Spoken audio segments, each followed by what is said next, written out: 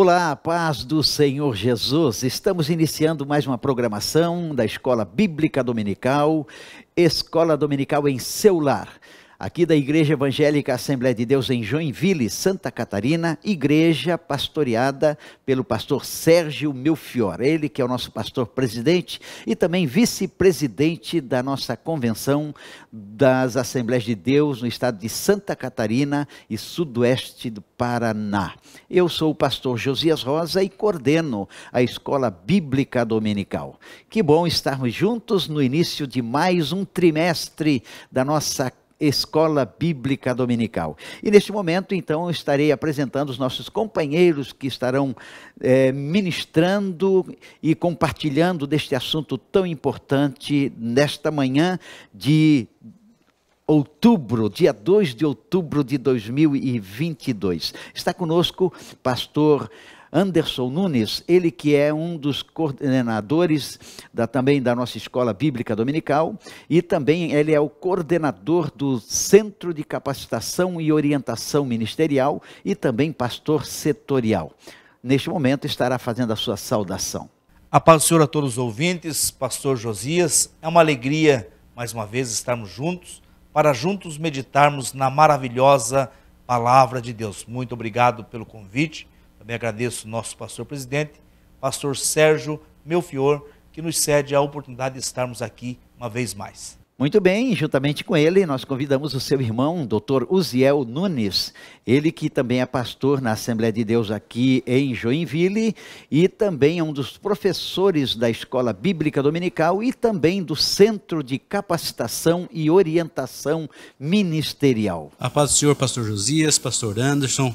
A paz do Senhor a todos os nossos telespectadores, nossos ouvintes, a paz do Senhor a todos aqueles que são amantes da Escola Bíblica Dominical. Muito bem, após a saudação dos nossos pastores, então vamos entrar neste assunto que é tão importante. Durante esse trimestre estaremos estudando sobre o livro de Ezequiel e o tema a ser estudado vai ser a justiça divina.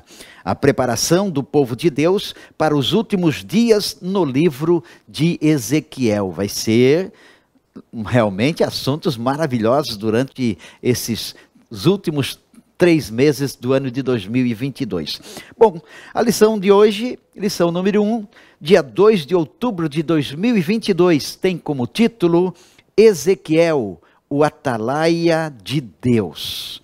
O nosso texto áureo está em 1 Coríntios, capítulo 9, versículo 16, que nos diz o seguinte: porque se anuncio o evangelho, não tenho de que me gloriar, pois me é imposta esta obrigação, e ai de mim se não anunciar o evangelho.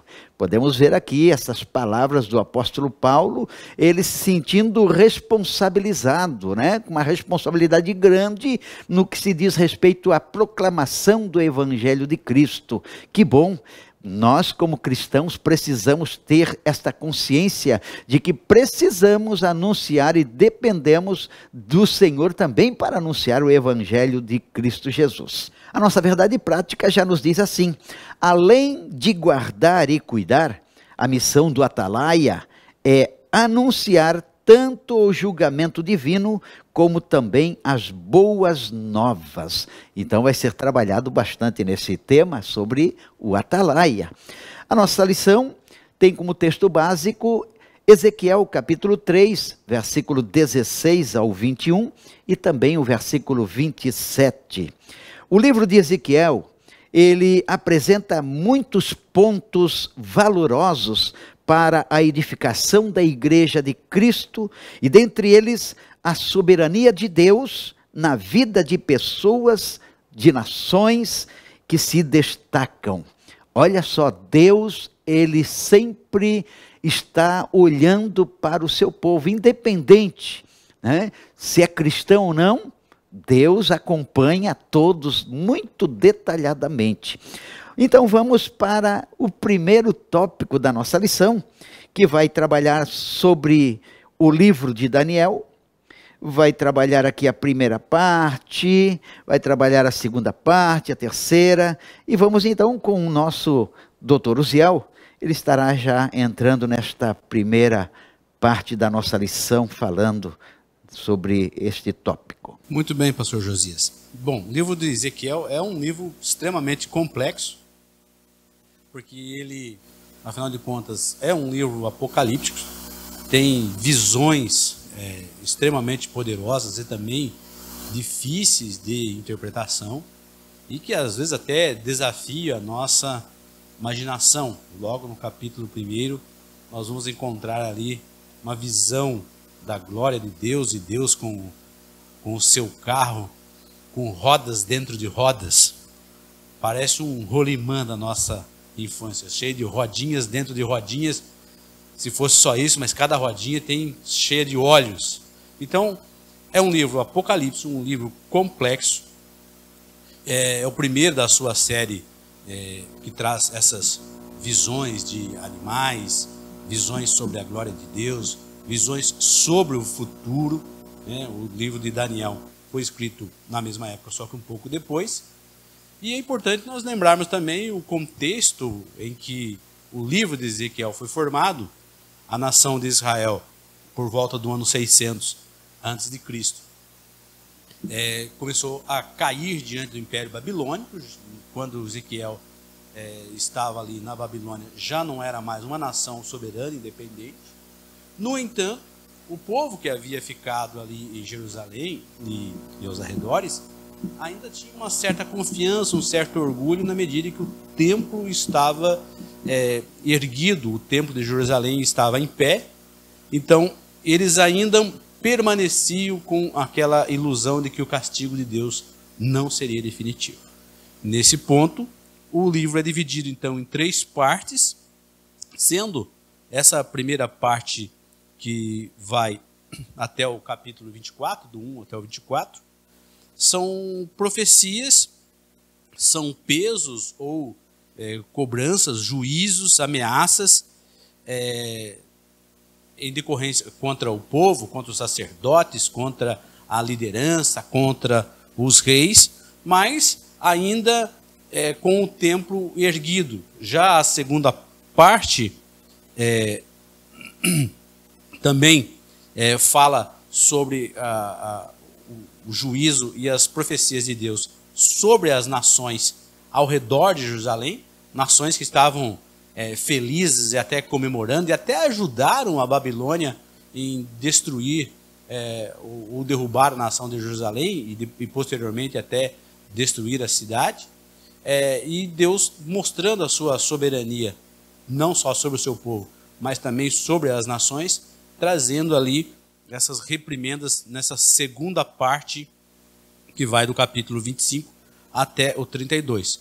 E finalmente a terceira parte, do capítulo 33 até o 48, nós vamos ter o contexto histórico em que a glória de Deus sai do templo de Jerusalém, o templo é destruído, ali por Nabucodonosor, todos os tesouros são levados para a Babilônia, os que ainda não tinham sido levados, a cidade também destruída, os muros da cidade destruída, e a terceira parte, depois de todos os juízos, condenações, o povo acabou não se arrependendo, mas agora, depois que tudo estava no pó, e tudo estava no chão, a terceira parte do livro de Ezequiel, muito diferente, que traz mensagem de esperança, mensagem de restauração, mensagem a respeito de um novo templo, mensagem a respeito de uma restauração da nação de Israel, não só fisicamente, mas também espiritualmente. Até hoje, quando nós contemplamos, olhamos para o Estado de Israel nos dias atuais, nós lembramos o quanto atual é o livro de Ezequiel, pois essa restauração nacional foi profetizada, o início dela foi profetizado desde Isaías, mas aqui também em Ezequiel. Então essas são as 3 divisões, primeira, segunda e terceira parte, né? Podemos dividir até em 2, mensagens de juízos para Israel e para as nações vizinhas, e a segunda parte, uma restauração, não só da cidade, mas do templo, de seus muros, e uma restauração espiritual de Israel. Muito bem, já ouvimos então esta primeira parte sobre o livro de Ezequiel, um livro que traz bastante também escatologia, que aponta, né, para as coisas que ainda haverão de acontecer. E claro que tudo isto que está aqui escrito e vão ser trabalhado também nos chama a atenção para mantermos uma vida de fidelidade com Deus, porque Deus, Ele é amor, mas também Ele é justiça. Vamos então para a segunda parte da nossa lição, o segundo tópico, que vai falar sobre o profeta Ezequiel. E aqui temos a sua identidade, procedência, e este é o segundo tópico com o pastor Anderson Nunes. Tópico 2, sobre o profeta. Então, no tópico 2, vamos aprender a respeito deste personagem chamado Ezequiel. Um personagem um tanto enigmático, excêntrico, e já vimos que o livro dele é bem complexo, e vemos que realmente ele usa uma linguagem bem figurativa, que para nós não é tão normal assim, aqui no Ocidente, mas para o judeu, dentro do hebraísmo, isso é perfeitamente, faz parte da sua cultura e lhe é peculiar. E vemos que Ezequiel, falando aqui do subtópico 1, a sua identidade, o seu nome, que é hebraico traduzido, quer dizer Deus fortalece.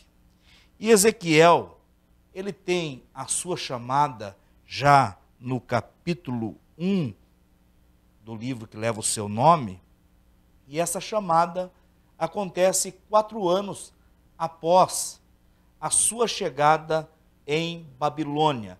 E para nós entendermos essa sua chegada em Babilônia, que acontece no ano 597 a.C., nós temos que analisar primeiro como foi estas deportações.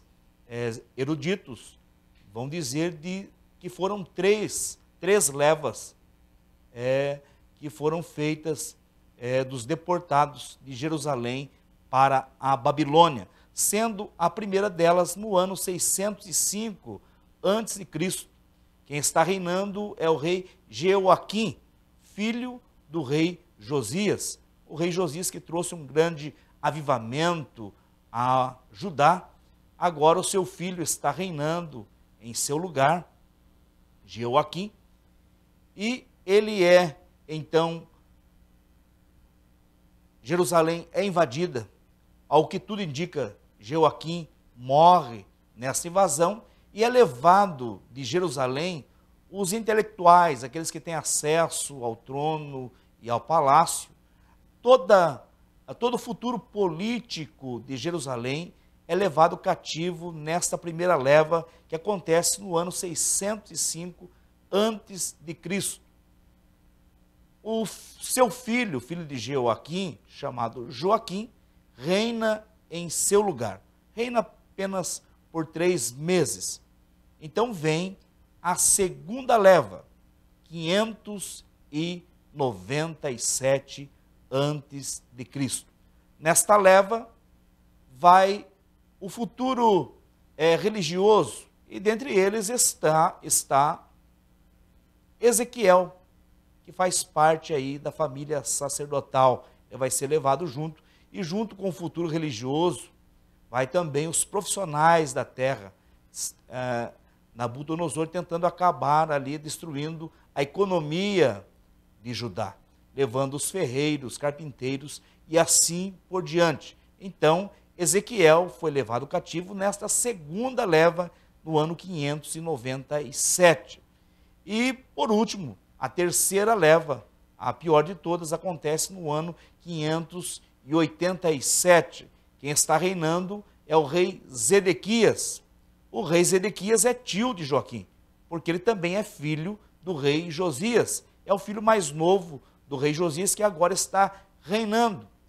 E o rei Zedequias não ouviu os conselhos de Jeremias, que muitas vezes advertiu o rei Zedequias. Agora, Jerusalém é sitiada por 18 meses. Nabucodonosor está ao redor de Jerusalém, ninguém entra, ninguém sai. Então, no ano 587, Jerusalém é invadida. Zedequias tenta escapar, mas é pego. E à sua frente os seus filhos são degolados. E para que essa seja a última imagem em sua mente, os seus olhos são vazados, furados, após ele ver essa cena de seus filhos serem degolados. E ele então, cego, é levado, manietado, acorrentado para a Babilônia, aonde ele ficou preso até o dia da sua morte. Nessa invasão, como já foi dito pelo pastor Uziel, Jerusalém foi destruída, os seus muros derrubados, o templo destruído e suas portas queimadas a fogo. É uma história triste e é a parte mais triste da história do Reino do Sul, que tinha como capital Jerusalém, Judá, propriamente dito. Uma história triste. E Ezequiel recebe a sua chamada, então, neste período, entre a segunda leva e a terceira leva. Ele tem a sua chamada, portanto, 4 anos após ele estar ali na Babilônia, no ano 591 a 92, foi o ano da sua chamada. Procedência, subtópico 2. Ezequiel morava, como ele fazia parte da família sacerdotal, Ezequiel morava nas proximidades de Jerusalém. E ele era filho de um sacerdote chamado Buzi. Ele tinha sangue de sacerdote e ele iria realmente exercer o sacerdócio se não fosse o cativeiro babilônico. E vemos que ele inicia no capítulo 1 do seu livro falando, e aconteceu no 30º ano. Ele está falando a respeito da sua chamada, e para falarmos do sacerdócio que ele tinha direito, temos que falar também de novo da sua chamada. E esse 30 anos que ele está falando aqui, os eruditos entendem, a maior parte deles, que ele está falando da sua idade, apesar de há outras linhas de pensamento, mas esta é a mais importante, que ele está falando da sua idade. Que neste exato momento que ele recebe a chamada, ele está com 30 anos de idade. Ele chegou na Babilônia com 25 para 26 anos, e agora, 4 anos depois, ele está com 30 anos de idade. Então, se ele estivesse em Jerusalém, e ele não tivesse sido levado para a Babilônia, neste momento ele iniciaria as ministrações no templo. Mas, ao contrário disso, ele está cativo na Babilônia, junto com os cativos próximo ao rio Quebar. Quebar era um canal artificial que ligava o rio Tigre ao rio Eufrates. E ali ele está com os cativos e recebe uma chamada para ser profeta entre os cativos. É contemporâneo de Ezequiel, Jeremias e Daniel. Jeremias é o mais velho deles. Jeremias, ele permanece em Jerusalém, profetizando ao Reino do Sul para aqueles que ficaram. E possivelmente Ezequiel ouvira as mensagens de Jeremias enquanto estava em Jerusalém. Há até quem acredite que ele tenha sido até um discípulo e aprendeu com Jeremias. O outro contemporâneo dele é Daniel. Daniel era profeta no palácio, como bem sabemos que está no livro de Daniel, falando a respeito de Daniel. Esses dois são contemporâneos, então, de Ezequiel. Muito bem, vimos aí essa explanação deste segundo tópico sobre a vida do profeta Ezequiel, e sobre a identidade dele, sobre a sua procedência e também aonde ele estava exercendo o ministério profético. Então agora vamos com o Dr. Uziel, terceiro tópico sobre o tema Atalaia, né? Atalaia e o fim dos 7 dias. Bom, atalaia. Chegamos então, eu acredito, de acordo com o tema da nossa primeira lição, ao coração aqui da nossa lição, quando fala sobre o atalaia, o que seria um atalaia. A nossa lição até traz a etimologia da palavra, que ela é de origem árabe, at-talat, que significa lugar alto. Mas, para trocar em miúdos, nós não podemos esquecer que naquela época de Ezequiel, e até mais recente, podemos dizer que até o ano 1500 depois de Cristo, ainda era comum as cidades serem muradas, terem muros, para proteger dos inimigos fora, para proteger dos invasores. Então, as cidades elas eram cercadas com muralhas. Quanto mais importante a cidade, maior a muralha. São famosas, inclusive, as muralhas da Babilônia. E nessas muralhas, num lugar alto, costumava ficar pessoas que ficavam de vigia, olhando ver se vinha o inimigo, a que distância, que tipo de inimigo, como ele iria atacar, de que lado. Então, esses vigias ou guardiões ou sentinelas são chamados de atalaia. Então, são pessoas colocadas no muro da cidade para vigiar o que acontece, o que está acontecendo lá fora, para o caso de alguma invasão. Hoje é comum nós termos vigilância por câmeras. Na época, há mais de 2.600 anos atrás, por óbvio que não havia câmera, a vigilância era feita com os atalaias. Então, a função do atalaia era ver de onde vinha o perigo e alertar as pessoas dentro da cidade, principalmente, obviamente, o rei e aqueles responsáveis pela defesa, o que estava acontecendo lá fora. Então, o atalaia é aquele que vê o perigo e aponta para as pessoas o que é que está acontecendo para além do muro. Então, Ezequiel foi chamado por Deus numa visão gloriosa, uma visão ali que representava toda a majestade e o poder e a glória de Deus, para servir como atalaia divino, se colocando no muro daquela situação ou daquele momento, para alertar as pessoas que estava vindo um grande inimigo, que estava vindo uma grande guerra, que estava vindo um grande confronto.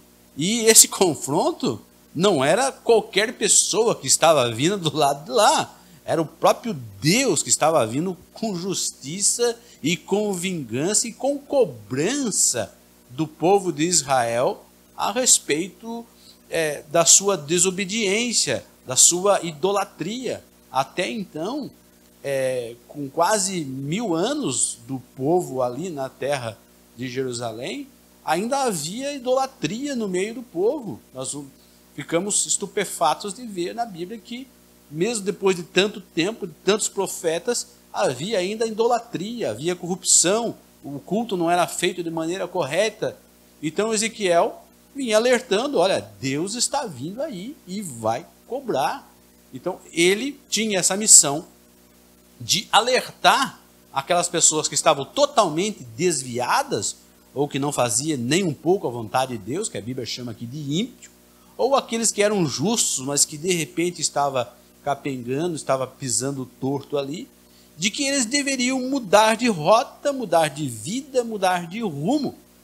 Agora, a missão de Ezequiel como atalaia era um tanto difícil, porque Deus, desde o começo, desde o capítulo 1, já vai dizendo: Ezequiel, você vai falar, você vai pregar, você vai orientar, você vai advertir, mas eles não vão ouvir, porque são cabeça dura, são pessoas que eles são teimosos, eles não vão voltar atrás, eu vou ter que ir até o final e arrasar tudo para começar de novo.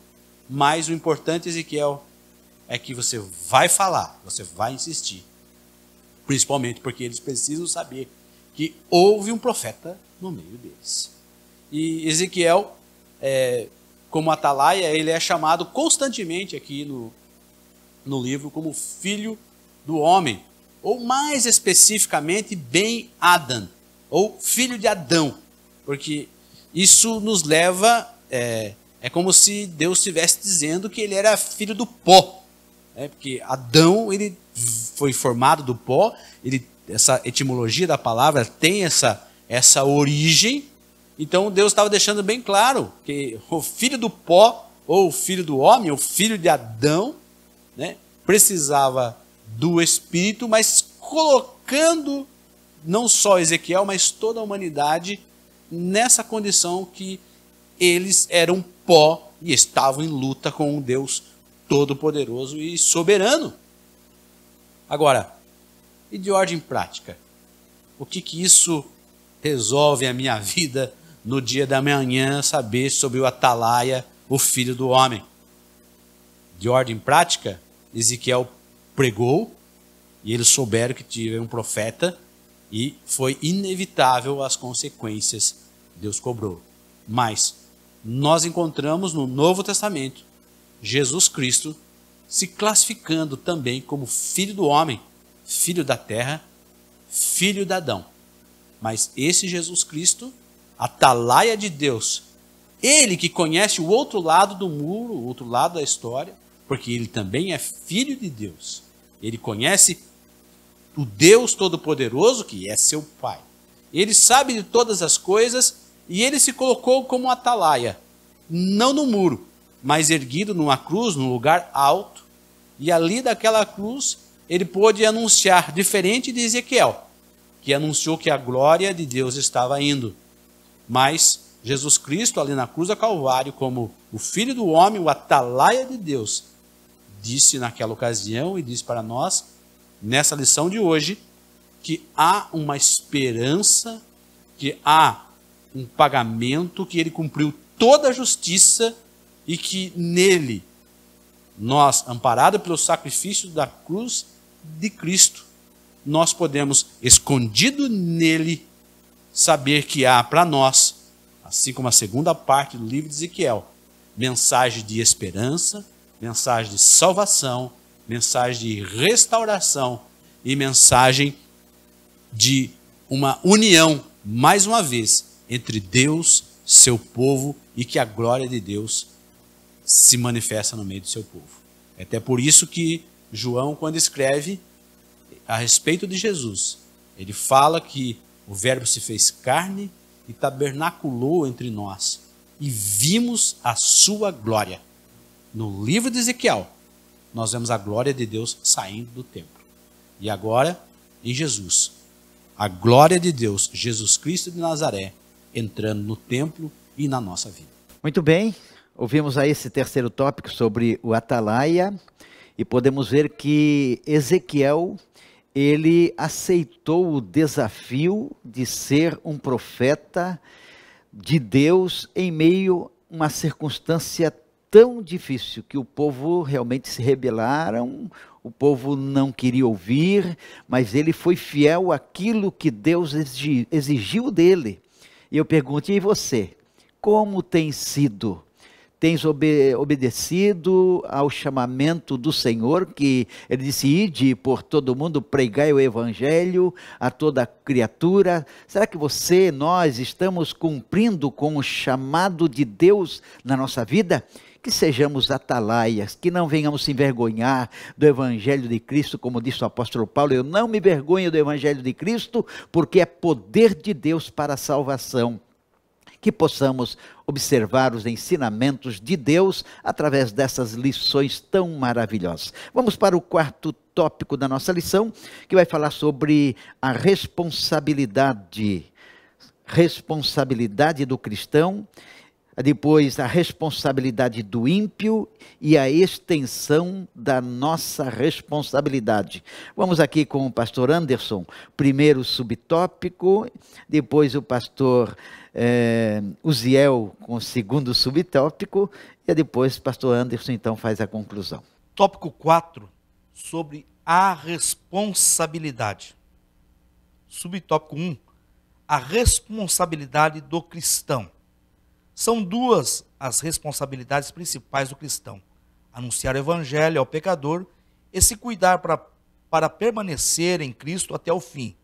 Se o atalaia não avisar o ímpio sobre o seu mau caminho e o perigo em que ele se encontra, certamente o ímpio vai perecer e o mensageiro será cobrado diante de Deus.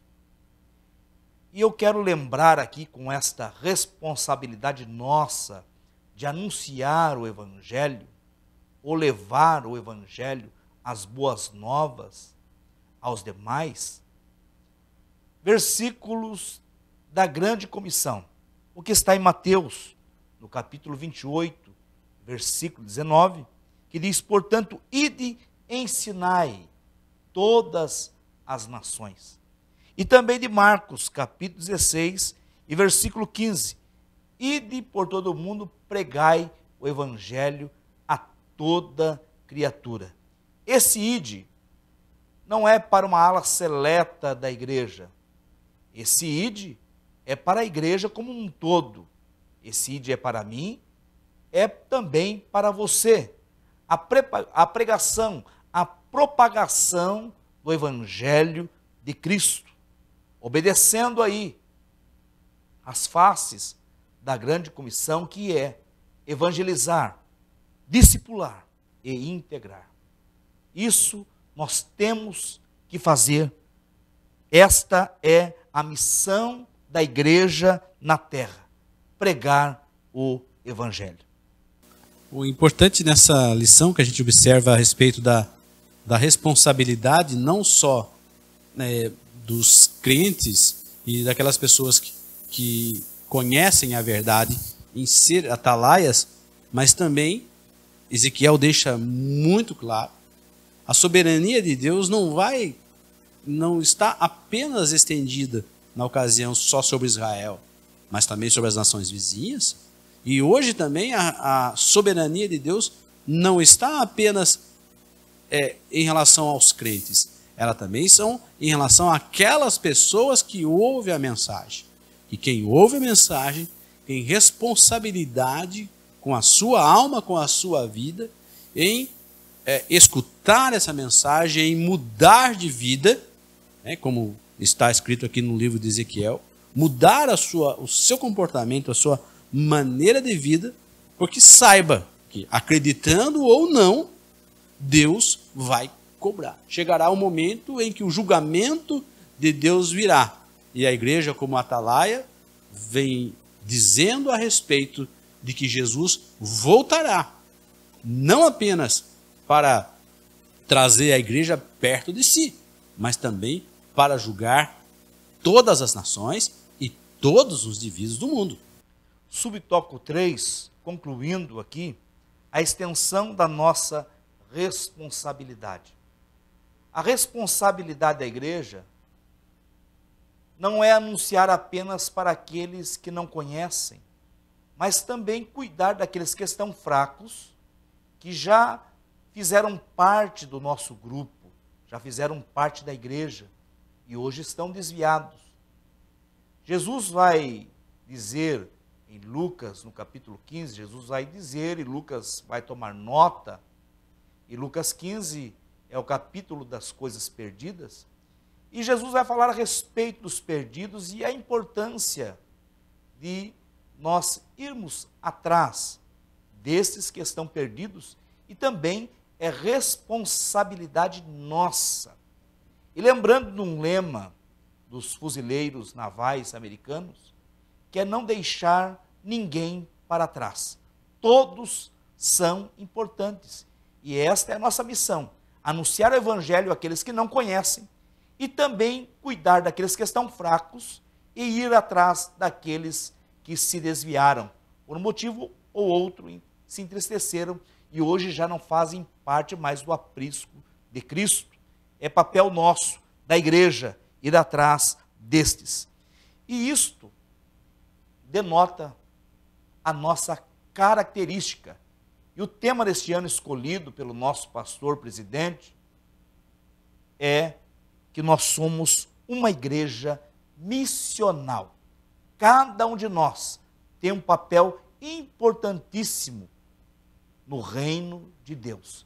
E ser missional é ser atuante na escola, na faculdade, na vizinhança, com o seu padeiro, com o médico, com o advogado, você fazer a sua parte anunciando o evangelho e trabalhando para Cristo em todas as esferas da sociedade.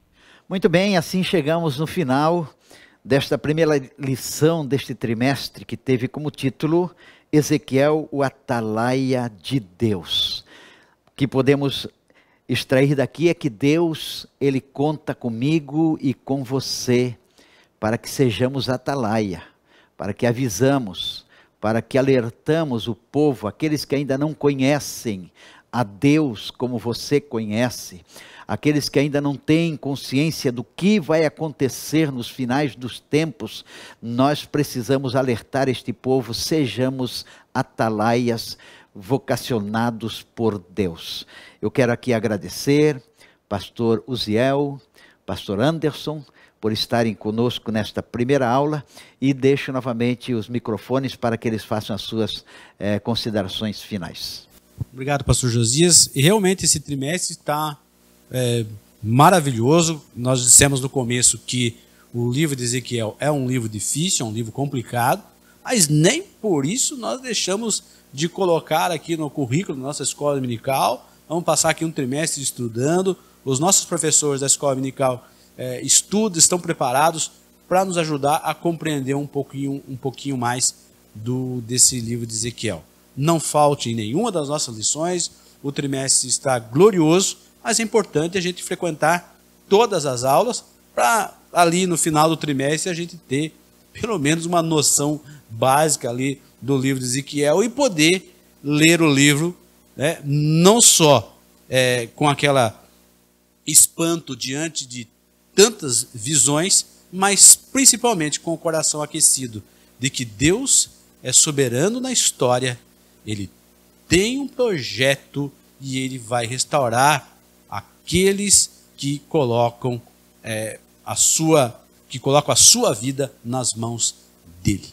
Eu quero agradecer aqui, pastor Josias. Foi uma honra estar mais uma vez aqui na IBD em seu lar. Também a pessoa do meu irmão, pastor Uziel. Foi uma honra estarmos juntos aqui, falando a respeito desta lição maravilhosa, iniciando mais um trimestre, um livro realmente que vamos aprender muito.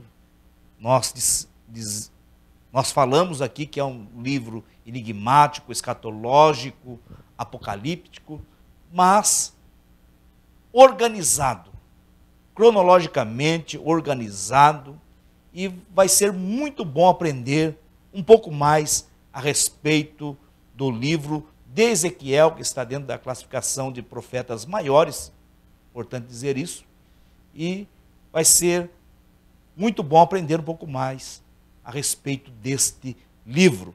Eu quero agradecer aqui a oportunidade, pastor Josias, pastor Sérgio Melfior, nosso pastor presidente, que nos cede aqui a oportunidade de estarmos uma vez mais para falar aqui a você, ouvinte, que está ouvindo aqui esta aula em sua casa. Deus abençoe a todos, no nome de Jesus. Muito bem, eu quero neste momento orar por você.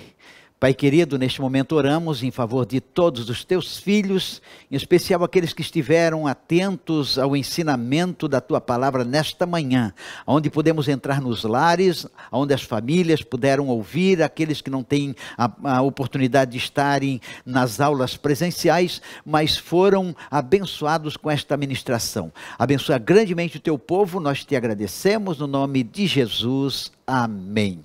Que Deus os abençoe em Cristo Jesus. Se você foi abençoado com esta ministração, compartilhe com os teus amigos, nos teus grupos, e que Deus o abençoe.